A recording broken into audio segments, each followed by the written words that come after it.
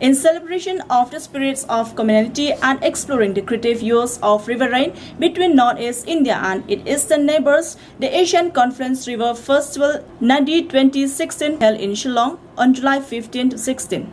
The two-day festival, which will begin at 10 a.m., celebrate the spirits of community between the Indian northeastern state and her eastern neighbors through the rivers of the region, which had for long been the treasure highways of cultures and unison among the people and the fragile ecology they sustain. The festival aims to explore the possibilities of enhancing cultural conviviality and amplifying the creative use of riverine connectivity by catalyzing environment-friendly trade and tourism between the northeastern region and her immediate neighbors, according to a statement by the Asian Confluence.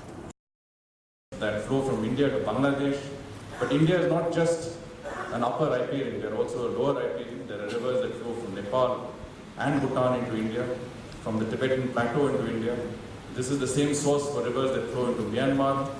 The Chinwin River flows parallel to our boundary with Myanmar.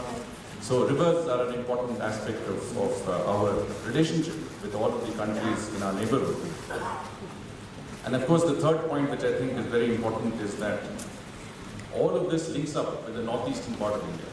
And here again, I think Asian Confluence has really blended all these three very important strands together.